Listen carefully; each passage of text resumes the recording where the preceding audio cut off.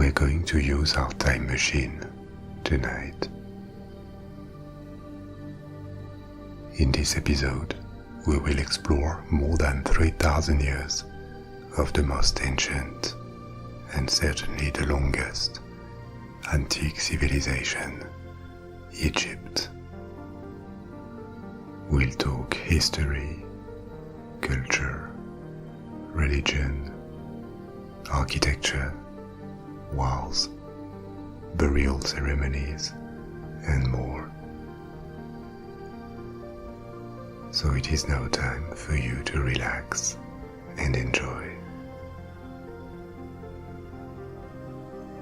Please adopt a comfortable position to prepare yourself for sleep. And once you're there, take a deep inhale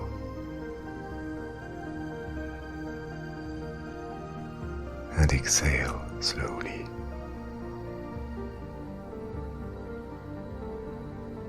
Breathe in and exhale.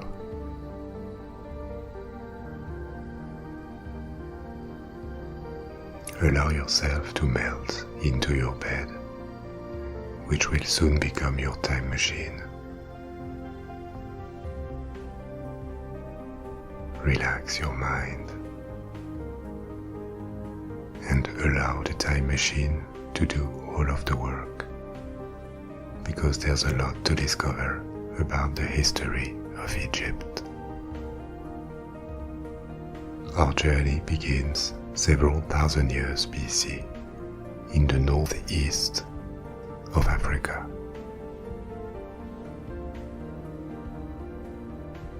You know that Egypt is strongly associated with the river Nile, which is one of the longest in the world, together with the Amazon. And the Nile has two main tributaries. The Blue Nile, which has its source in Ethiopia, and the White Nile, which is longer and rises in the Great Lakes region in Central Africa. They meet in Sudan, near the city of Khartoum, and then the Nile flows in the desert towards the north and the Mediterranean Sea, where it ends in a large delta. The course of the Nile has not changed much in thousands of years. But when our story begins, during the Neolithic age, the desert around looked quite different. The Sahara was less dry than it is today. In fact, it was covered in savanna and could sustain prehistoric populations of hunters, small nomadic groups of humans that progressively settled in the Nile Valley. As early as in the 12th millennium BC, remains like rock carvings indicate that people lived close to the Nile and grinded grains to prepare their food. Very slowly, over several centuries, these populations changed lifestyle and adopted agriculture. They cleared the banks of the Nile from their forests to start cultivating, and we have evidence that by the 6th millennium BC, there were already rather large settlements along the Nile Valley, with several hundred people each. The concentration of population in the valley may have been accelerated by climate change about 10,000 years ago. North Africa started to dry, and this desiccation made the Sahara Desert appear over a period of several thousand years, replacing the savanna. These early settlers in the Nile Valley quickly learned to live depending on the river. Every year, the Nile rose and flooded the banks, leaving a layer of silt on the land that made it more fertile.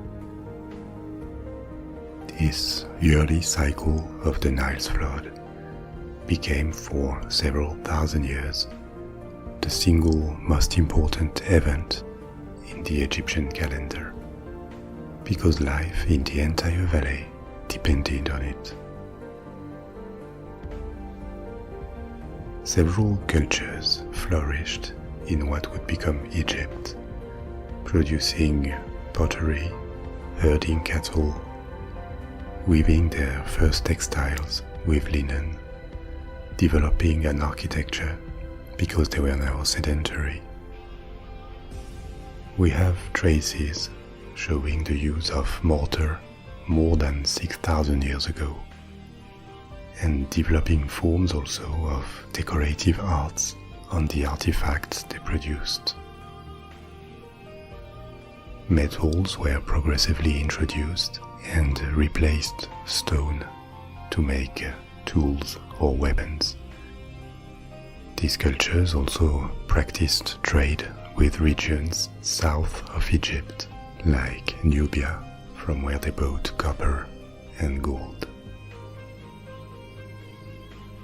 Various settlements came to be regrouped under the same authority, and two kingdoms emerged in the 4th millennium BC. One in the north, corresponding to the delta of the Nile. This region is called Lower Egypt, and one in the south, along the valley, which is Upper Egypt. The dividing line between the two kingdoms was about where Cairo, the actual capital of Egypt, is built today. By the end of the 4th millennium, around 3150 BC, a king from the south, from Upper Egypt, probably called Narmer, defeated Lower Egypt and unified the two kingdoms. The history of ancient Egypt was ready to begin. Narmer ruled on an Egypt which had no pyramids and no big stone monuments yet, not even a conscience to be an exceptional civilization. And Egypt by then had not yet fully developed the art and writing in hieroglyphs that remain so famous today. And yet, the entire basis for the Egyptian civilization, its culture, its religion, and even its aesthetics were already there, and they remained incredibly stable, very little changed along the next 3,000 years. Narmer was the first pharaoh of the first dynasty, and 31 dynasties followed in the history of Egypt. Now this organization with dynasties was not how ancient Egyptians saw their history. It was created later by a historian called Manetho during the last period of Egyptian independence. Egyptians counted the years from the beginning of each reign. To them, even though the title of pharaoh could pass from one family to another, the pharaoh was close to a god. His relation to the gods was what maintained balance on earth, guaranteed the annual flooding of the Nile, and kept the world away from chaos. Pharaohs from the first dynasty adopted a crown that put together the crowns of Upper Egypt, representing a lotus flower, and the crown of Lower Egypt, representing a papyrus reed. two kingdoms were probably already culturally unified before they became one single entity. They had similar languages, cultures, and beliefs. For 500 years, this period called pre-dynastic saw the refinement of writing into a complex system of hieroglyphs and the development of architecture, especially for tombs. A particular type of tombs for wealthy people appeared, called the mastaba. It is a rectangular structure made of bricks, and the tomb itself was underground. The mastaba was built above to mark the location of the tomb.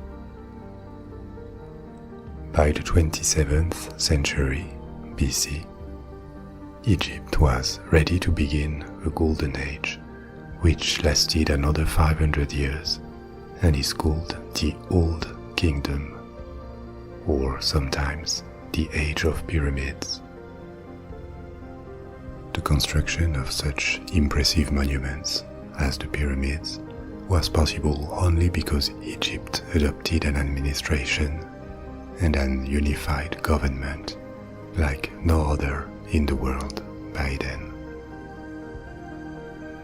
The territory of Egypt was divided into districts called nomes.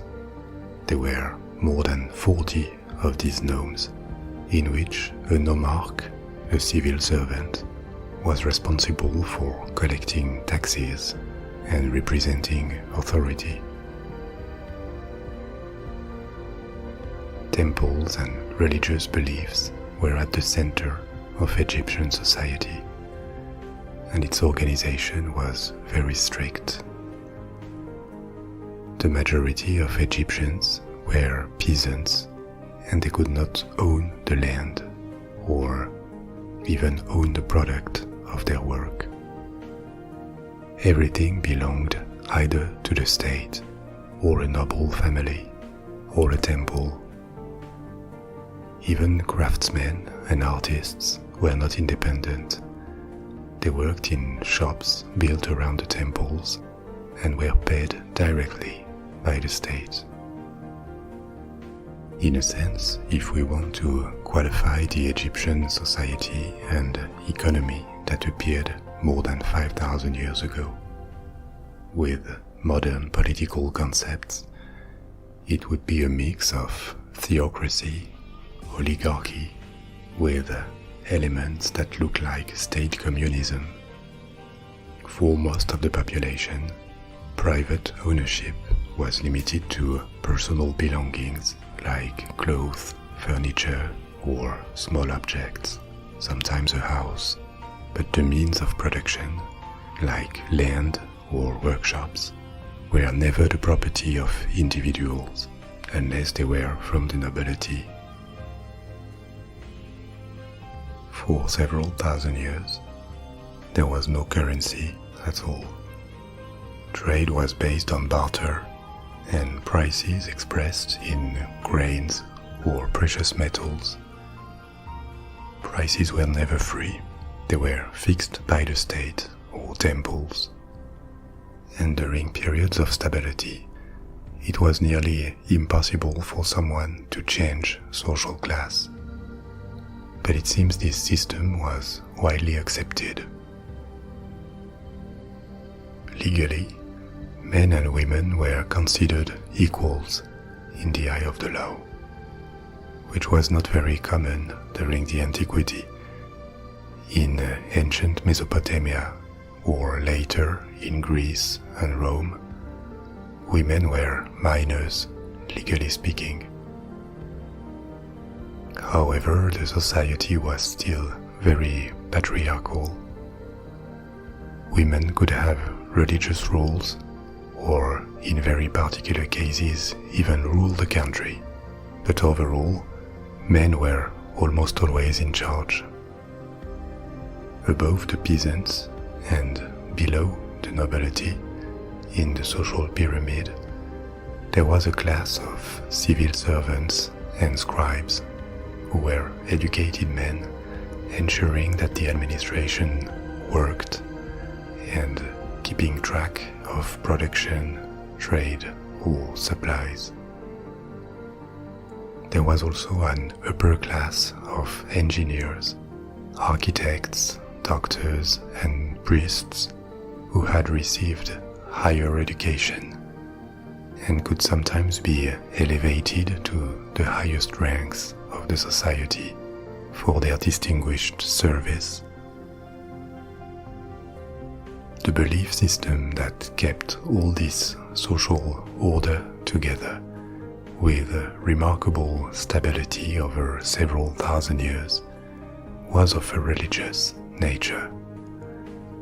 The power of the pharaoh was of a divine nature, and the Egyptians had an extensive pantheon with hundreds of gods and goddesses. Some of them were local, others were known all over the kingdom. Along Egyptian history, some gods rose to fame and gained followers, while others were forgotten.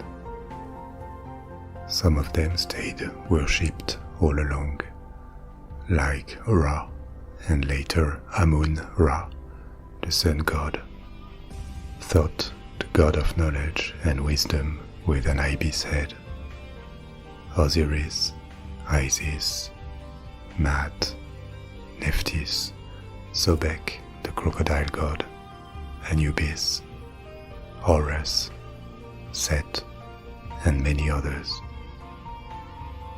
The myth evolved during the long history of Egypt, but one that always stayed was the belief in the judgment of the dead. After death, ancient Egyptians believed that the soul of the deceased passed in front of a divine assembly of gods. When people died, they began the journey in the afterlife that took them to the hall of Maat, the hall of justice. The deceased was presented to a balance that would weigh their heart against the feather of Maat. If their heart balanced with the feather, they were presented to Osiris and admitted into paradise. Otherwise, their heart would be devoured by the goddess Amit, standing next to the balance. Egyptians believed that every human being was made of physical and spiritual elements, what we would call a soul today. After death, invisible spiritual elements were freed from their physical envelope and could move freely. However, they still needed the remains or a physical substitute like a statue to be preserved so that the soul didn't get lost. Hence the belief that remains have to be preserved through mummification and buried with artifacts or treasure for wealthier people that can accompany them in the afterlife. With the Old Kingdom began the tradition to keep organs separately from the mummified body in special vases. And the art of mummification kept being improved, perfectioned for centuries. And 1,000 years later, during the New Kingdom, we will talk about it later, every organ was carefully removed from the body. The rest was desiccated in a mix of salts and then wrapped up in strips and put in a sarcophagus that could receive extraordinary decoration. But the Old Kingdom is most famous for the gigantic pyramids that pharaohs built to shelter their remains. Pyramids are an evolution from the mastaba from earlier periods.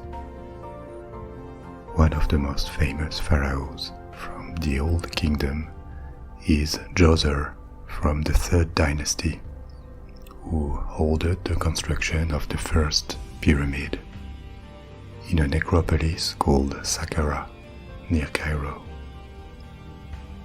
Then with the 4th dynasty came the golden age of pyramids.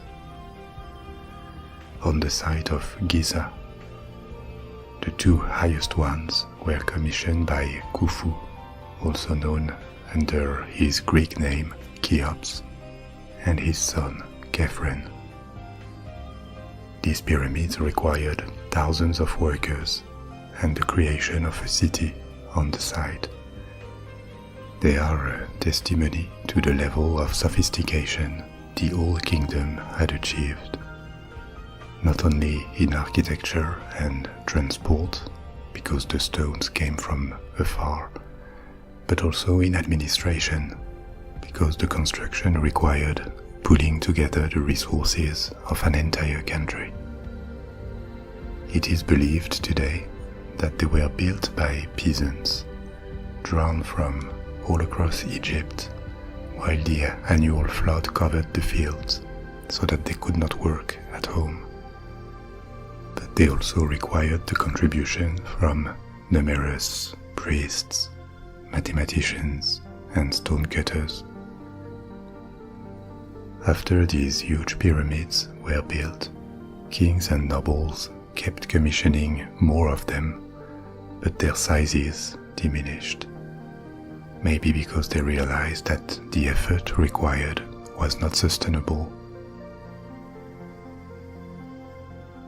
The Old Kingdom was also a period of trade between Egypt and other regions of the world. There was Nubia in the south, which corresponds to the south of modern Egypt and the north of Sudan today.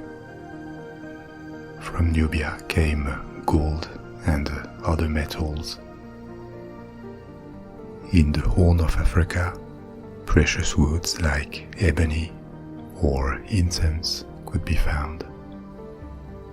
And they also traded with Syria and Lebanon, from where cedar wood was imported.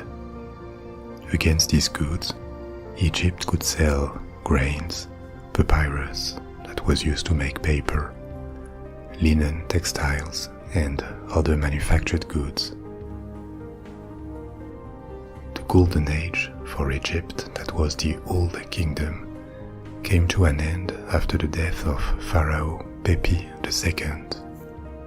This pharaoh had an incredibly long reign, more than 80 years.